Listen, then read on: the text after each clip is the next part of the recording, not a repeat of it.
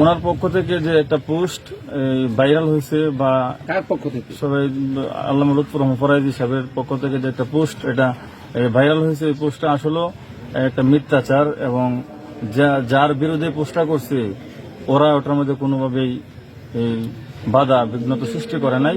সুতরাং এই পোস্টটা একটা মিথ্যা পোস্ট হয়েছে আর কি। কোনো বাধা বিঘ্ন নাই তো? আপনারা মন খুলে বলেন তো।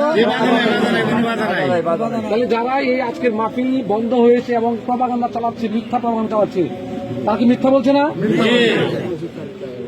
ঠিক আছে, দেখতে পেরেছি যে এই কটিয়াদি উপজেলার উত্তর চরবকিয়া গ্রামে একটা মাহফিল অনুষ্ঠিত হতে যাচ্ছে, হচ্ছে চলমান আছে মাহফিলটি। সেই মাহফিলে একটা পোস্ট করা হয়েছে মাহফিলকে নিয়ে যে এখানে লুৎফর রহমান ফরাইজি সাহেব এখানে থাকার কথা ছিল, কিন্তু উনি এখানে আসে না। কেন আসে না বলেন তো? ওনাকে এখানে দাওয়াত করা হয়েছিল এবং দাওয়াত গ্রহণ করছিল।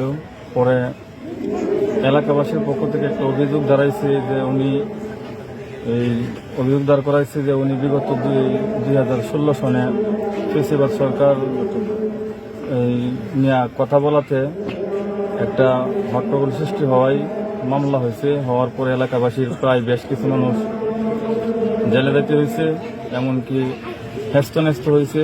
এই বিষয়ে এলাকাবাসীরা সকলেই এটার বিরোধিতা করায় ওনাকে না আসতে বলা হয়েছে। সুতরাং আমরা ওনাকে না আসার জন্যই ওনাকে বাদ দিয়ে আমাদের এই মাহফিল ইনশাল্লাহ চালানোর চেষ্টা করছি বা চলতেছে। আজকের মাহফিল তো আপনারা এখন হচ্ছে তো, তাই তো? এখানে কোনো বাধাবিঘ্ন আছে? কোনো বাধাবিঘ্ন নাই তো?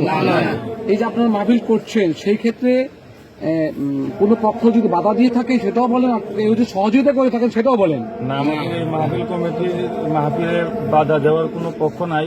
ওটা এলাকাবাসীর পক্ষ থেকে একটা অভিযোগ, যেটা এই বিগত 2016 সনের ঘটনা নিয়ে অভিযোগটা দাঁড় করাইছে বা অভিযোগ করছে আর কি।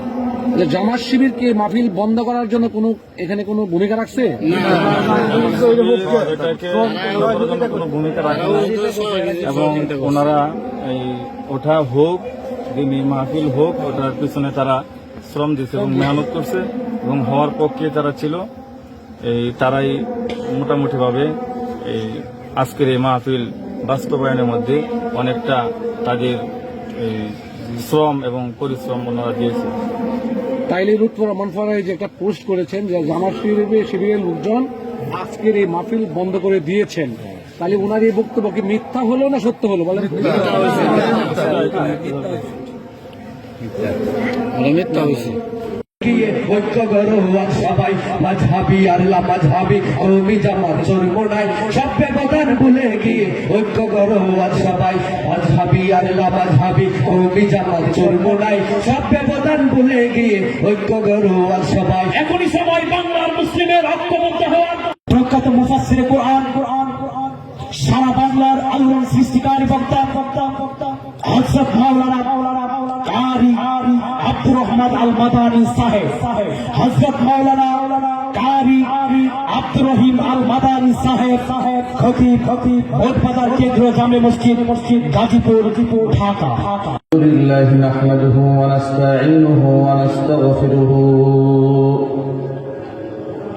ওয়া নু'মিনু বিহি ওয়া নাতাওয়াক্কালু আলাইহি ওয়া না'উযু বিল্লাহি